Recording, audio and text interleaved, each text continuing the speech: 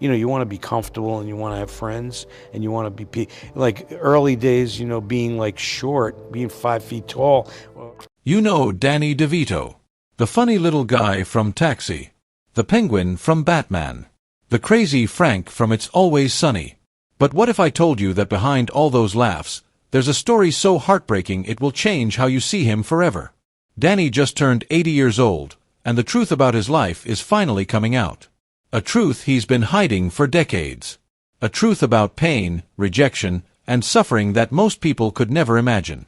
Today, we're going to tell you the real story of Danny Devito.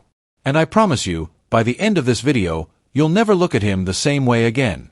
Let's start at the beginning. Danny Devito was born in 1944 in Neptune, New Jersey. But from the very first day of his life, he wasn't wanted. His mother, Julia, was already 40 years old and had raised several other children. She was tired. She was done. And when Danny came along, she made it clear that she didn't want him. Can you imagine being told by your own mother that you weren't wanted? Years later, Julia would admit it openly to reporters. She said, "I didn't want him, but I'm so proud of him." Those words might sound nice at the end, but think about what that confession must have done to a young boy. Danny carried that feeling of rejection like a heavy weight on his shoulders for his entire childhood. But his mother's rejection was just the beginning of his problems. At home, life was like walking on eggshells every single day. Danny's father, Daniel Sr., seemed like two completely different people. During the day, he was kind and gentle. He owned a candy shop in Asbury Park, and everyone in the neighborhood liked him. But when the sun went down and the alcohol came out, he became someone else entirely. Danny learned to read the warning signs. The sound of bottles clinking. The way his father's footsteps changed from normal to heavy and angry. When those signs appeared, Danny knew he had to hide. Sometimes he would squeeze into closets and hold his breath, praying his father wouldn't find him. Other times, he would run to the neighbors' houses and beg them to let him stay until things calmed down. Between 1950 and 1955, the police were called to their house at least 17 times. 17 times! Can you imagine being a little kid and seeing police cars pull up to your house over and over again? The fear, the shame, the confusion. Most children that age are worried about homework or what's for dinner. Danny was worried about whether he would be safe in his own home. These terrible experiences left scars that would never fully heal. But instead of letting them destroy him, Danny used that pain as fuel. He promised himself that he would never become like his father. He stayed sober his entire life, never touching alcohol. And in 1992, he started something called the Little Giants program. This program has helped over 15,000 kids who come from broken homes just like his. He wanted to make sure other children wouldn't have to suffer the way he did. By the time Danny was 14 years old, he knew he had to get out of his neighborhood. The place was falling apart. Drugs were everywhere, especially heroin. 2 of his childhood friends were already dead before they even turned 16. Danny looked around and realized that if he stayed, he would probably end up dead or in prison just like so many others. So he made a plan. He studied as hard as he could and saved up $237 from doing small jobs around the neighborhood.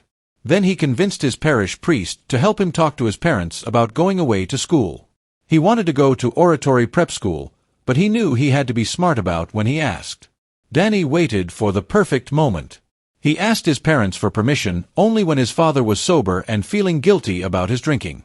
His mother, who was probably feeling bad about rejecting him for so many years, finally agreed to let him go. That decision probably saved Danny's life. Out of the 12 friends he had in that neighborhood, only 3 of them made it past the age of 25 without ending up in prison or hooked on drugs. But even as Danny was trying to escape his terrible childhood, there was something else he was dealing with. Something that would cause him pain for the rest of his life. Danny had a rare genetic condition called Fairbanks disease. This condition is why he only grew to be 4 feet 10 inches tall. But it wasn't just about being short. The disease caused him constant, terrible pain. His hips hurt. His knees ached. His back felt like it was on fire most days. In his 20s and 30s, Danny's pain level was often between 6 and 8 out of 10 every single day. That's like having a really bad toothache, but in your whole body, and it never goes away. Most people would have given up. Most people would have taken strong pain medications just to get through the day. But not Danny. He refused to let the pain stop him. When he was filming movies, he did his own stunts even though every movement hurt. During the filming of One Flew Over the Cuckoo's Nest, he actually collapsed 4 times from the pain. But instead of admitting he was hurt, he pretended it was just part of his acting. The cast and crew thought he was just really dedicated to his role. They had no idea he was suffering. Danny never got hooked on pain medication, even though doctors offered it to him many times. And here's something that will really surprise you. Over the years, Danny quietly donated more than $12 million to help fund treatments for other people with bone conditions like his. He never put his name on these donations. He didn't want attention or praise. He just wanted other people to suffer less than he did. Before Danny became famous for acting, he had a job that might shock you. He was a hairstylist. That's right, Danny Devito used to do people's hair for a living. He trained for it, put in 1,500 hours of practice, and graduated second in his class from beauty school. He worked at his sister Angela's salon, which had the funny name, Curl Up and Dye. Danny got so good at doing hair that people would book appointments with him months in advance.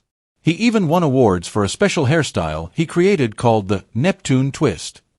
He took the job seriously, even though he originally started doing it just to meet girls. One day, while Danny was doing a client's hair, something amazing happened. The woman's husband was a theater producer, and he watched Danny work. He was impressed by Danny's personality and told him he should try auditioning for a play. That conversation changed Danny's entire life. Danny didn't dream of being an actor. In 1962, he applied to the American Academy of Dramatic Arts, but he wanted to learn makeup, not acting. During his application process, they asked him to do a monologue. Even though he had no experience with acting, he gave it his best shot. He performed a scene from a play called The Rainmaker. Something magical happened during that audition.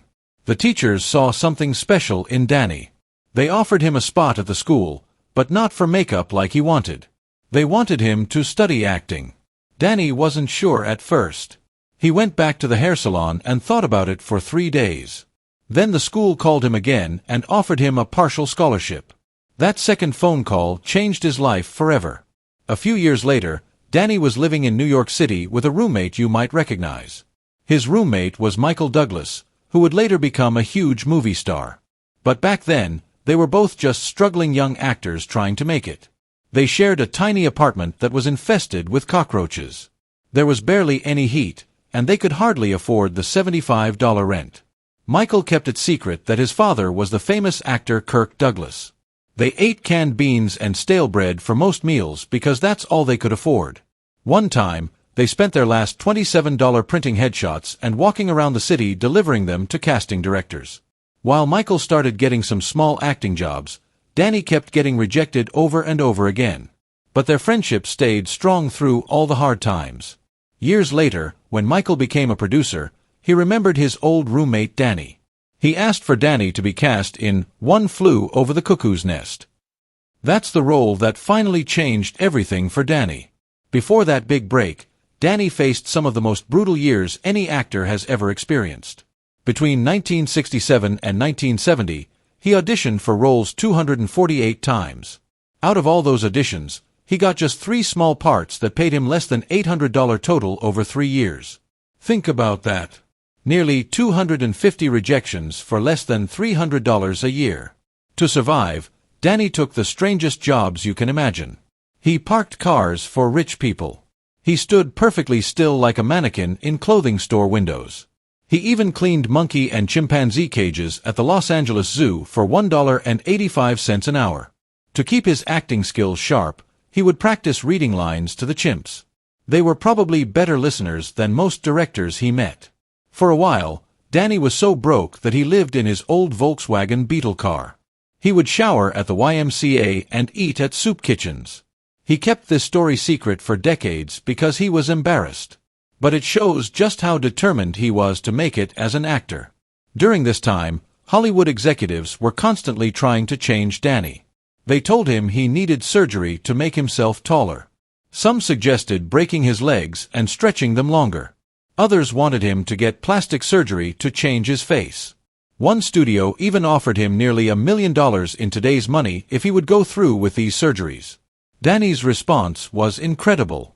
He said no. In fact, he took the contract they offered him, drove to the beach, and burned it in a bonfire. He refused to become someone else just for fame and money. He told one casting director something that stuck with him for years: "I'd rather be a first-rate version of myself than a second-rate version of someone else." His early acting jobs paid almost nothing. His first off-Broadway show paid him $25 a week. To afford rent, he worked overnight shifts at a printing press. During that show, Danny was dealing with deep depression and almost quit acting entirely. His first movie paid him just over $200, and he got pneumonia while filming in freezing cold water. He even slept in a barn to save money on hotels. In 1972, Danny's father got sick and died. Danny was so poor, he couldn't even visit home very often. When his father passed away, it crushed him. He was so depressed and broke that he applied for a job working for the Postal Service. He was seriously thinking about giving up on acting forever. But then, on the exact same day he got the letter offering him the postal job, his phone rang. It was about an audition for One Flew Over the Cuckoo's Nest. That phone call changed everything. All the pain, all the poverty, all the rejections had led to this one chance, and Danny took it. Here's the amazing part. His old roommate Michael Douglas just happened to be the producer of the movie. Even more incredible, Danny had already played the same character, Martini, in a stage version of the story years earlier. So when the casting team wasn't sure about him, Danny was already perfectly prepared. The movie was filmed inside a real mental hospital, and they even used real patients as extras. This intense setting helped Danny bring something raw and real to his performance. He was only on screen for 5 minutes and 52 seconds, but he left a huge impression. The director, Milos Forman, believed in Danny even when the studio wanted a bigger-name actor. The film went on to win 5 major Academy Awards. While Danny didn't get nominated, he was finally on Hollywood's radar. People were starting to notice him. Then in 1978, Danny made a choice that everyone thought was crazy.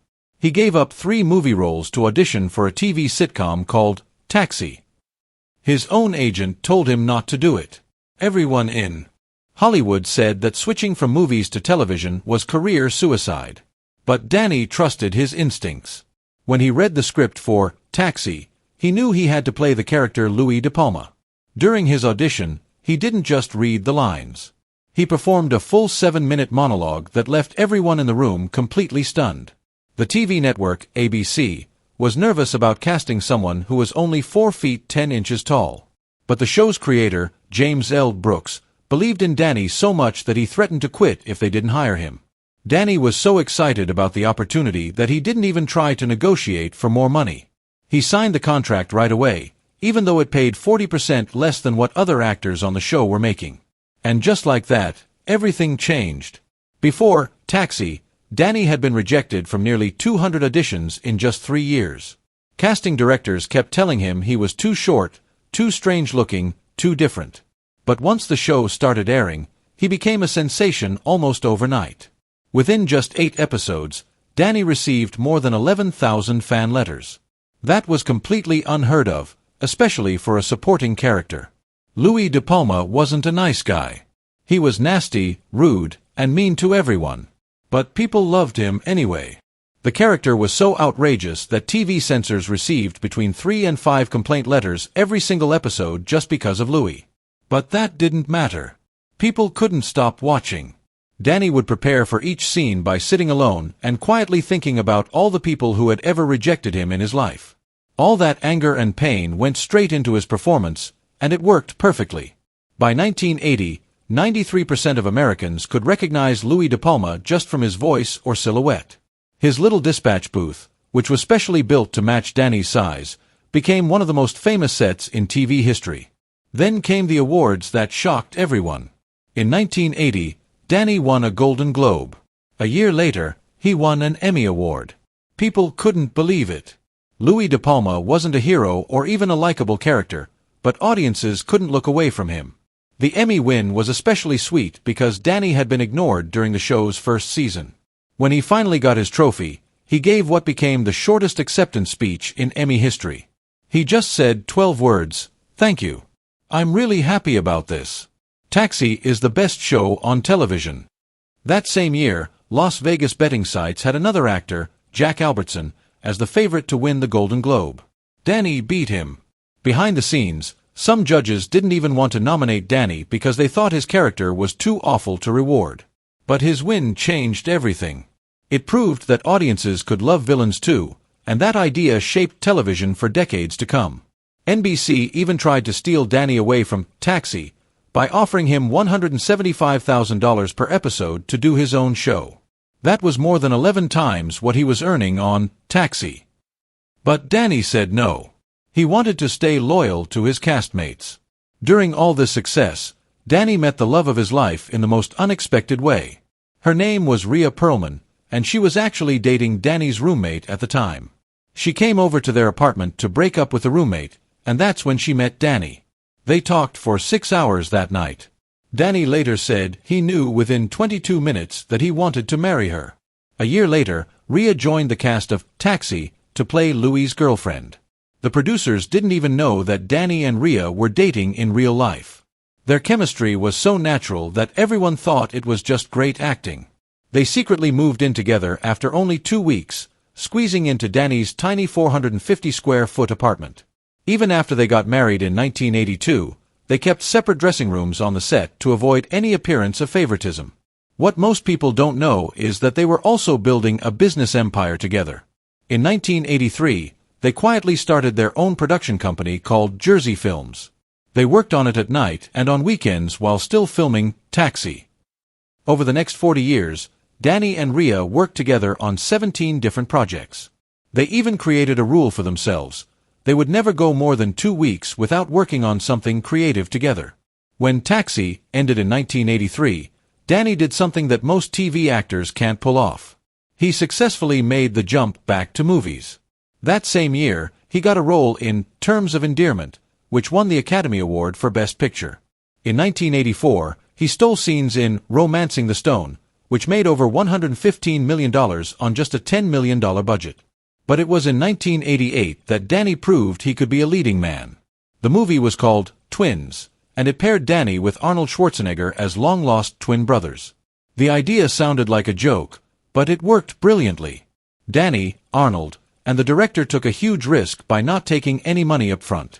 Instead, they agreed to split 40% of the movie's profits.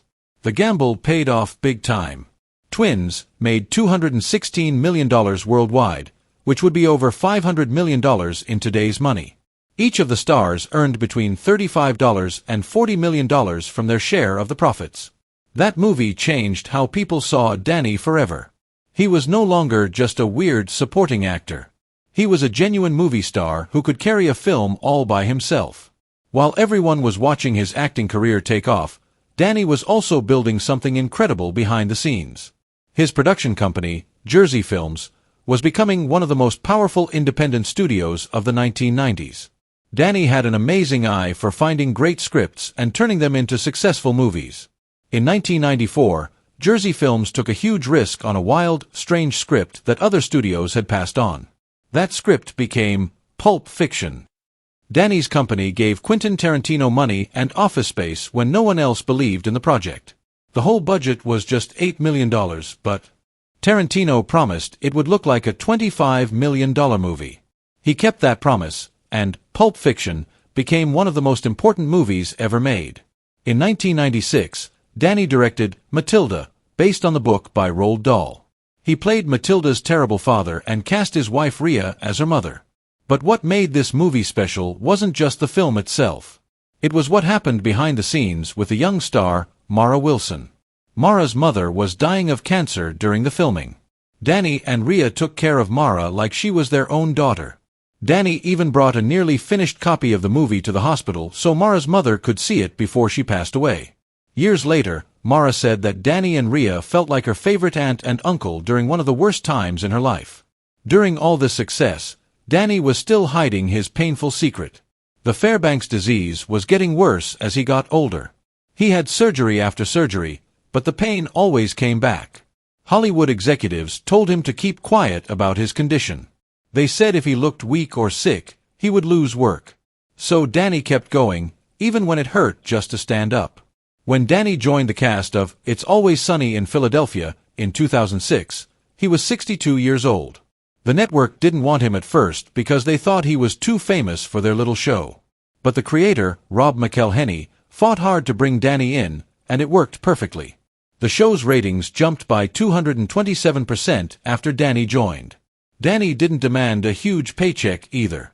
He took just $70,000 per episode, even though he had made 10 times that amount in his prime. He wasn't in it for the money. He just loved the creative freedom the show gave him. Danny threw himself into the role of Frank Reynolds with incredible energy. He covered himself in hand sanitizer and slid naked across the floor. He popped out of a couch covered in sweat. He even bathed in fake garbage water for one scene. When someone asked if he was taking things too far, Danny said, "At my age, vanity is just another word for missed opportunity." But behind the scenes, the pain was getting worse every year. In 2008, doctors found serious disc damage in his back. By 2010, nearly half of his filming days were spent in extreme pain. His mornings started at 4:30 a.m. with 4 hours of physical therapy. He bounced on a tiny trampoline, took hot and cold baths, and even hung upside down in his trailer between scenes. For one water slide scene in 2011, Danny needed 19 takes because of his condition. He ended up with broken blood vessels in his eye, but he refused to give up until they got the perfect shot. In 2012, after 30 years of marriage, Danny and Rhea separated. It shocked everyone who knew them. The problems had started in 2011 when Danny was working extremely long days and rumors began spreading about a friendship with a much younger woman on the set. They went to couples therapy for 38 sessions, but they couldn't fix their problems. Then in 2013, people saw them holding hands again. Danny had rented out the same restaurant where they had their first date decades earlier. They tried to make their marriage work for 4 more years, but they separated for good in 2017. Even after their second separation, Danny and Rhea never got divorced. They worked out an agreement to split their fortune without going to court. In 2019, Danny bought a house less than a mile away from Rhea's home. They still talked every Wednesday and Sunday, like clockwork. Every month, they met at the same restaurant at the same table, just like old times. Their son once revealed that his parents still shared a Netflix account and would text each other while watching the same shows from their separate houses. Even though their marriage didn't work out, their friendship never died. In July 2023, Danny donated $500,000 to a hospital in New Jersey. But this wasn't just any hospital. This was the same place where he was born back in 1944. The hospital had been renamed the Jersey Shore University Medical Center, and it had just been ranked among the top 5% of hospitals in the nation for clinical care. Danny's $500,000 donation wasn't a publicity stunt. He genuinely wanted to give back to the place that had helped bring him into the world. The money helped fund the hospital's most urgent patient needs. For years, Danny has used his fame to speak up about things he believes in. He talks about environmental issues, healthcare, and politics. But some people say his honesty has cost him job opportunities. There's no hard proof of this, but rumors have been floating around Hollywood for a while. According to some reports, when Danny began opening up about his physical condition and speaking out for others with disabilities, he was quietly pushed out of certain roles. Some say he started asking tough questions about why Hollywood still only wants actors who look normal. There are even claims that producers pressured him to get experimental treatments to appear more typical. None of this has been confirmed by reliable sources, but it makes you wonder about the real cost of honesty in show business. Danny's support for children's hospitals that treat bone disorders has become a personal mission for him. Living with Fairbanks disease isn't easy. It causes joint pain, stiffness, and early arthritis. Danny kept this condition hidden for years, pushing through the pain as he continued acting, directing, and producing movies. Recently, though, he started talking about his condition more openly.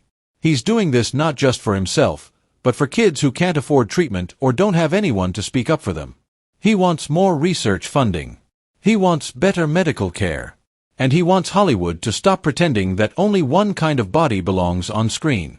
In May 2025, Danny made headlines for a completely different reason. He appeared on Jimmy Kimmel Live, and what started as a regular interview quickly turned into a disaster. At first, everything seemed normal with jokes and laughs, but by the second segment, things got very tense. No one knows exactly what set Danny off, but the argument that followed was heated enough that Danny actually left the set in the middle of the show. Security had to step in, not to force Danny out, but to keep the situation from getting even worse. The moment went viral instantly. Clips flooded social media with hashtags like Danny vs. Kimmel and Devito Unleashed trending everywhere. The internet exploded with opinions. Some people cheered Danny on, seeing it as a rare, honest moment in a world full of fake smiles and scripted conversations. Others called it unprofessional and said he was having a meltdown. The debate got even louder when other comedians started taking sides. Bill Burr defended Danny, saying that actors are often pushed too far by interviewers. Stephen Colbert and Seth Meyers made jokes about the whole situation on their shows. Suddenly, this wasn't just an awkward interview. It was a major pop culture event. Danny didn't stay quiet about what happened. A few days later, he posted a message online with no apologies, just brutal honesty. He wrote, "I stand by everything I said. Sometimes the truth isn't easy to hear, especially under the lights." His post only made the controversy bigger. Reports started coming out that some of Danny's upcoming TV appearances had been canceled or postponed. No one made official statements, but whispers of a quiet blacklisting began to spread through Hollywood. Jimmy Kimmel, trying to calm things down, made his own statement. He said, "I have nothing but respect for Danny. I hope we can laugh about this one day." But the damage to Danny's reputation, or perhaps his legend, was already done. Even with all the controversy, Danny hasn't slowed down. He's still working and creating at 80 years old. He's currently producing a sports documentary series called Game 7 for Prime Video. It's a family project with his kids Jake and Lucy working as co-producers. Danny says he's a sports fan in his own weird way, and this show lets him explore that passion. And of course, there's It's Always Sunny in Philadelphia. Danny has been playing Frank Reynolds since season 2 back in 2005. The show was struggling with ratings when he joined, and his chaotic energy helped turn it into a cult hit. Now, almost 20 years later, he's still there, scheming and yelling and crawling out of couches, and audiences still love every minute of it. So what's the truth about Danny DeVito's life at 80? Is it sad like our title suggests? In some ways, yes. He's lived with constant physical pain for decades. He's dealt with rejection and loneliness. His marriage ended, even though he and Rhea clearly still care about each other deeply. He's had to watch Hollywood try to change him and then possibly punish him for being honest about his struggles. But in other ways, Danny's life is actually inspiring. He took all that pain and rejection and turned it into fuel for one of the most unique careers in entertainment history. He's made people laugh for over 40 years. He's created jobs for thousands of people through his production company. He's donated millions of dollars to help others who are suffering. He's spoken up for kids who don't have a voice. Danny DeVito refused to let the world change him into someone else. He stayed true to himself, even when it cost him money and opportunities. He turned his differences into his strengths. He proved that you don't have to be tall or handsome or perfect to be a star. You just have to be real. At 80 years old, Danny is still fighting, still creating, still making people think and laugh. Maybe that's not sad at all. Maybe that's actually beautiful. If this story touched your heart or changed how you see Danny DeVito, please hit that like button and let us know in the comments. Share this video with someone who needs to hear about never giving up on your dreams, no matter what obstacles you face. And don't forget to subscribe and ring that notification bell so you never miss our deep dives into the real stories behind your favorite celebrities. Thanks for watching, and we'll see you in the next one.